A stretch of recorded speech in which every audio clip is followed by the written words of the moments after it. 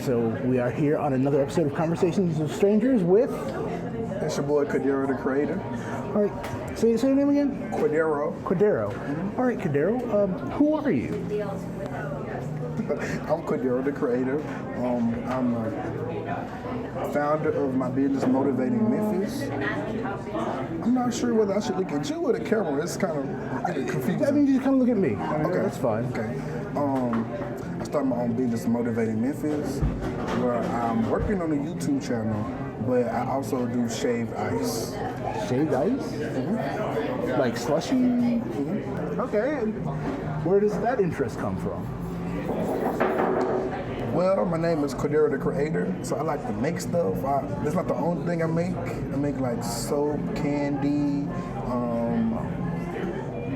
and some other miscellaneous things. But I noticed it was hot outside, and sometimes it gets really, really hot. So it's just like, what can you do to cool down and make money? Obviously, that's the important factor. So you've been creating stuff a long time now? I mean, is this something that's like, since you were a little kid, or is this something that's kind of come along as you've gotten older? I've always been a thinker. So thinking turned into making. One time, I wanted to make an ice fan. My brother, he's really good at making stuff. And I wanted to make an ice fan.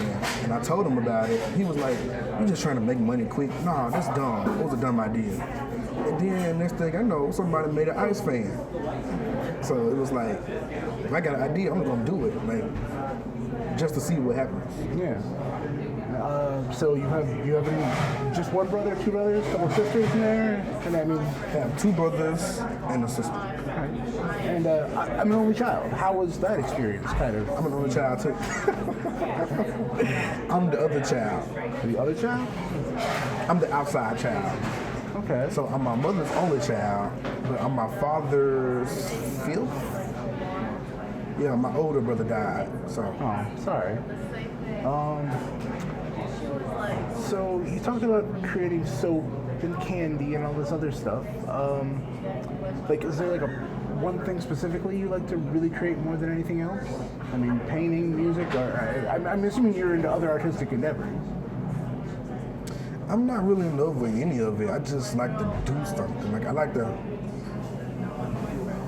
not be the idea of being dependent on someone, going to work.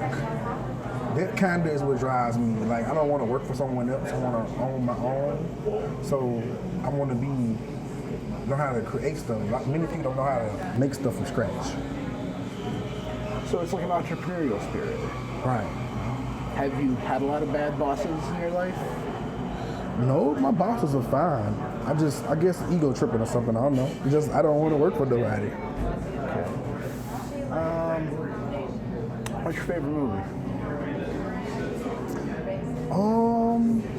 I haven't even been watching. I watched my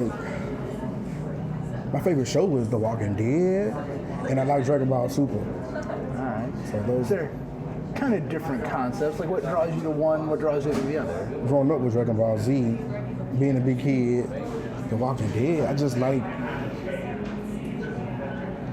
it's not just horror, but it's drama, fighting. I don't know. It's just action. Do you feel the show has fallen off in quality over the last couple of seasons? Well,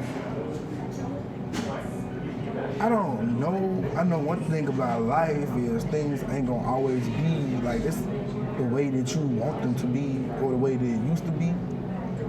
So things change. So I can't say I like everything about the show, but I like the show. Yeah, me and my girlfriend are pretty hardcore watchers, and then Rick kissed Michonne, and it just kind of that to us is where the jump the shark moniker. It was I saw that coming a long time ago though. I mean, it makes sense that it happened, but it was just kind of it's like X-Files with Mulder and Scully. There's always this tension that never gets built upon, and we kind of like that tension being there. But as soon as they crossed the line, it was just kind of they crossed the line, and it's just yeah. But I mean, it was a fun show, and I've tried sitting through the last season, but it was just kind of I don't know. It isn't motivating me like it used to. Excuse me. So you mentioned Dragon Ball Z. Are there any other animes you are into? Other than Dragon Ball Super, my more favorite is maybe Full Metal. Okay. I'm just a basic anime watcher. It's others that I like, but I forget. It's been so long since I watched them because I don't really watch TV. So this is all internet watching nowadays? Okay. Except The Walking Dead. Okay. Like when it was on TV, I watched it. Now you are how old? 29. 29, okay. So, do you remember a world before the internet? Of course. Okay, I don't know. Like, it's just, when I have children, like, they're never gonna know what it was like. Me without the internet. Yeah, and it's changed like the world so dramatically and everything. It's like the same thing I just said. Like, it's never gonna be the same. Like the show, it's still gonna. Like Kanye, they're like, we want the old Kanye back. Like, you're not going to. Life changes you, experiences. Yeah. So it's. Yeah. All right. So, if you could go anywhere in the world, where would you go? Never thought of that.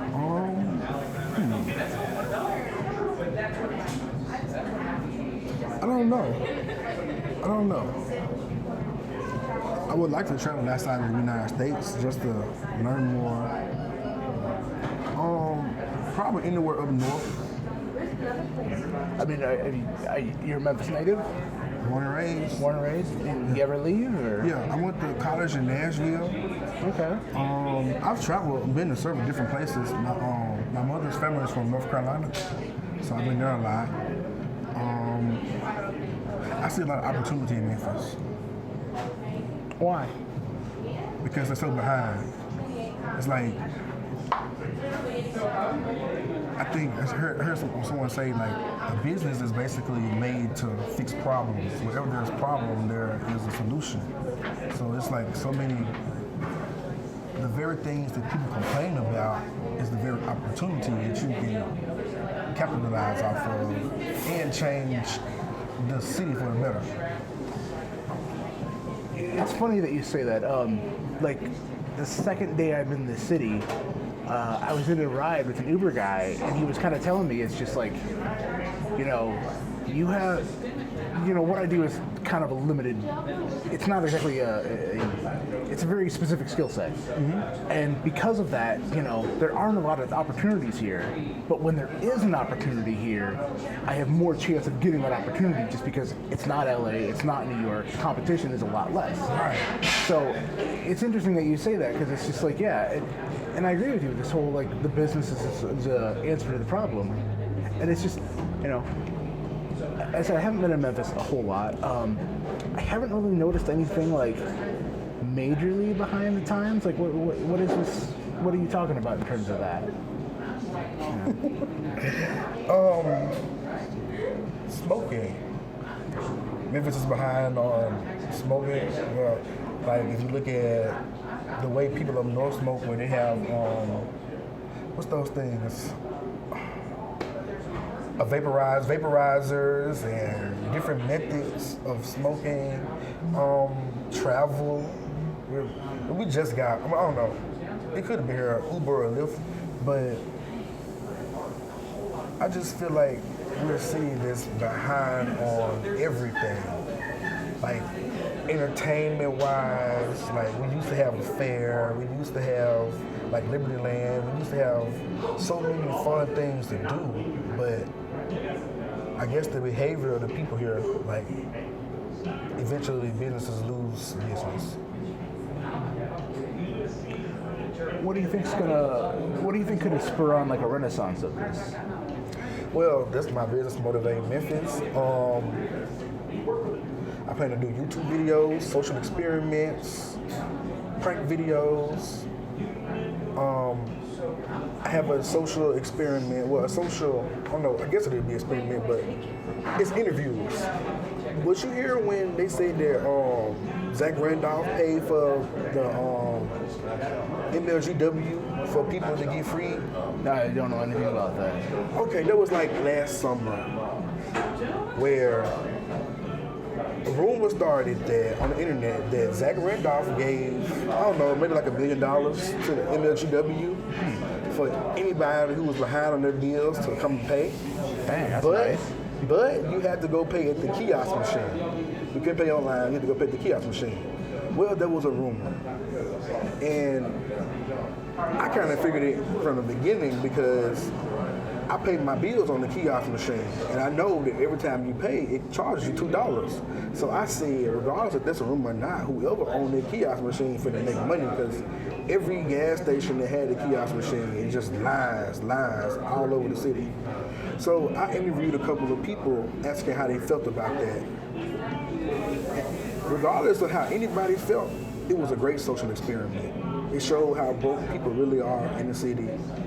And no matter how people look on Facebook or how much they flash, and like the whole city was full of people trying to get their free money. I don't think that's just a Memphis thing, though. I think anywhere people would try to get free money. Right, true. But speaking of lines, that I wanted to bring this up if it found its way in. Yesterday, me and the girlfriend drive by the car wash at sometime in the afternoon. Place is packed. I was there too. When we drive by hours later, it's still packed. What's up with this? The weather. When it was too cold to wash your car, everybody's car was dirty. If you ever pay attention, like everybody's car was dirty. Yeah. And I know my mom was like, "When you gonna wash my car?" I was like, "It won't be today." Like, so I guess everybody wants their car washed. That's another hustle I would do. Like, my mother always complained about me not washing my car. So I would go to the car wash right here next door, and they got unlimited car wash where you can pay like $20 and you can come unlimited every month. So I would go and I would wash her car and I would vacuum it out. But I would notice what are they missing. They don't have air fresheners, and I would buy a tire spray, and I would, when other people was vacuuming their car, I would go to them and was like, I can shine your tires for $1. So that was a nice little hustle. You know, the few people I've talked to kind of talk about this is a hustler city to a certain degree. And then when I was living in Miami, it was kind of like the same mentality, but like I feel these are two different sets of hustles going on. Like there's a different mentality of the hustlers here and the hustlers there. Like the people here are like trying to like the smaller end stuff. And you know, it's just like, I'm gonna do a car wash business. Where in Miami, they're just like, oh, I got this plan to make $1 million to do this, this, and this. And it's just like, you know, what you're doing sounds more realistic than what they were trying to propose. Like, you know, where do you think that kind of spirit comes here from Memphis? I mean, is it always been kind of like a hustler city, or? There's different perspective. A lot of people I know are hustling enough, or they only hustling with drugs or whatever. My thing is like, I mean, I watch a lot of YouTube channels. I'm watching different people. I think we're going back into a recession. I know I've been broke. All of my friends been struggling. I've noticed like McDonald's, they got starting to get kiosk machines. Yeah. That's cutting jobs. I know the Sam's, people went to work thinking they finna go to work and the whole Sam shut down. So we're going into a recession. But when I listen to millionaires, they always say that the best time to make money is in a recession. Yeah. But not if you working for somebody else. You gotta have that mentality to get the money yourself. So I'm just trying to not be dependent. I know times are gonna be good, but times gonna also be bad. When times get bad, am I dependent on you to feed me? Or do I got a skill or a trade where I can say, okay, we ain't got no money, but I got this chocolate, and I can make a couple of candy bars and sell them. Interesting. Well, we're coming up to our last of the 15 minutes, and I'd like to reverse this at the end. You get to ask me a question. Okay, so we have these lip rings. What are they? Kind of a distraction in life. I think in some ways it has to do with this dude that I met in Pittsburgh, and he just had a lip ring. and it was just the coolest thing in the world. And I had the one to start, and then I was in Miami one day, and somebody put an ad up on Craigslist at their tattoo shop. They were doing $25 piercings or whatever, super cheap, and I'm just like, all right, I'm gonna get the rest of it done, and just kind of had it ever since. And I don't want to say it's like an act of youthful rebellion because I didn't do it till I was like in my late 20s, early 30s. But it's just like, it sets me apart from people. It's another way to kind of be different. And you know, my parents always say, well, it's a a way to stay unemployed, but it's just like, I'm in the creative arts. Between all the things possible in the world of creatives, like a piercing is, bottom of the list of problems, yeah, it's just not a big deal. You speak about your parents saying that's the way to stay unemployed. It's crazy. That's how my mom, she's like, go to work, do your job, and get paid. And I'm like, I did shaved ice. I made my whole paycheck in 3 hours. 2-week paycheck now. Not just 1 week, 2 weeks. Still not good enough. You gotta focus on work. That's crazy. Like people, especially like your own people, your parents, or they'll shoot your dreams down. So, but at the same point, like a parent's job is kind of also to elevate the child and motivate them to do better than they did. Right. I saw the Where in the World is Osama bin Laden? And I don't know really much about the film, but either Morgan Spurlock or one of the guys he was interviewing in like wherever, I think they were in Iraq or whatever. But profoundly, this person says, somebody said, at the end of the day, everybody just kind of wants a better world for their children. And I just thought that was just kind of like a really true sentiment. It doesn't matter if you're rich, if you're poor, you want a better world for that which comes next. At least hopefully. I wrote that now. So you from Miami? No, I'm from Michigan. Michigan. So what opportunities or what do you see in the city of Memphis? Like, I don't know. I'm still trying to figure it out, but I am now, I think, kind of a bigger fish in a smaller pond to a certain degree. I mean, I know there's competition out here, but it's just like, Saw family. And then I'm writing my journal again. it's like there doesn't seem like there is a whole lot of opportunities, but I interviewed for a job the other day, and they're just like, you're completely overqualified for this just because of all the other skills you have. I'm like writing down. So it's kind of a mixed blessing in a way. Like on social media blackout. Like I know Photoshop, but like I've been working with Photoshop since like '98. no, I'm just saying the phrase. I mean, basically, you work more paid. No, but it's just like the nature of the job is very simple, using the Photoshop tool in a specific way. Whereas I know how to do all types of other crazy stuff in Photoshop. That's not part of the job, and I get that. The nature of a lot of jobs. The nature of a lot of, using your creative skills in a job, it's really generally more simplified. And it's just like, my experience is just like, look, we understand you have opinions, but this is what we want you to do. This is the method that you do it. So do it our way, and be done. And as I've gotten older, it's, all right, fine, give me my paycheck. Right. So, Yeah, I don't like people telling me what to do. yeah, but it's just like, Even if they're right. but it's like, I'm coming in as an outsider into somebody else's business. Who am I to dictate, to tell them what to do? And that actually kind of came up in the interview, where it's just like, yes, we all have ideas, we all think we know better, but at the same point, this is the job, this is what you do. And that is what it is. And I understand that now. And it's like, that's why I do this. Yeah.